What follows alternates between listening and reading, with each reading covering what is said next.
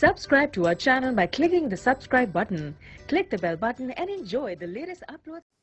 کہتے ہیں انسان اگر سیکھنا چاہے تو کائنات کی ہر شے انسان کو درس دے رہی ہے۔ تو آئیے بات کرتے ہیں اللہ تعالیٰ کی ایسی تخلیق کے بارے میں جو اپنے وجود میں انسان سے کہیں پست لیکن انسان کو ایسے درس دے رہی ہے جو قابل ستائش ہیں۔ ابابیل کا شمار ایسے پرندوں میں ہوتا ہے جن کا ذکر قرآن پاک میں کیا گیا ہے۔ اس پرندے کو جنت کی چڑیا بھی کہا جاتا ہے۔ ایک ریسرچ کے مطابق ابابیل قریباً 10 ماہ تک مسلسل اڑ سکتا ہے اور قدرت کا یہ شاہکار اپنی غذا اڑتے ہوئے بھی کھا سکتا ہے۔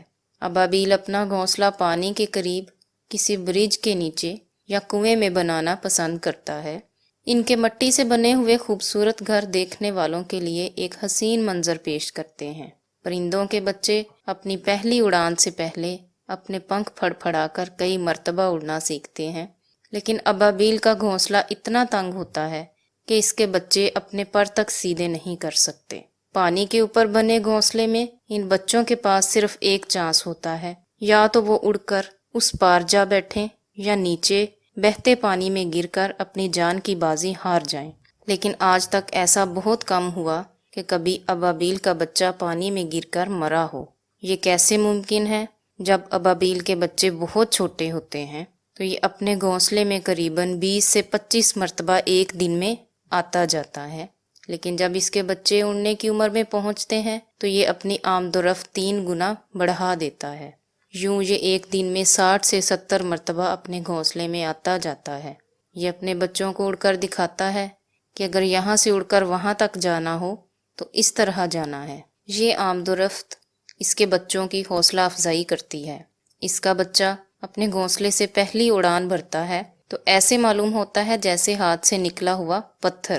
شاید یہی وجہ ہے کہ یہ پرندہ 10 ماہ تک مسلسل اڑ سکتا ہے۔ سوچئے، اگر ایک چھوٹا سا پرندہ اپنے بچوں کی اتنے اچھے سے تربیت کر سکتا ہے تو انسان کیوں نہیں؟ یقین جانیے، آپ اپنی اولاد کے سب سے بیسٹ ٹیچر ہیں۔ اگر آپ چاہتے ہیں کہ آپ کی اولاد آپ کی عزت کرے تو اسے اپنے ماں باپ کی عزت کر کے دکھاؤ۔ اگر آپ چاہتے ہیں کہ آپ کی اولاد نیک ہو تو اسے نیک بن کے دکھاؤ۔ آپ کا بہت بہت شکریہ۔ اگر آپ کو یہ ویڈیو پسند آئی ہو تو میرے چینل آن لائن اردو کو سبسکرائب کرنا نہ بھولیے گا اور اپنے دوستوں کے ساتھ شیئر ضرور کریں۔ اپنی دعاؤں میں یاد رکھیے گا۔ اللہ حافظ۔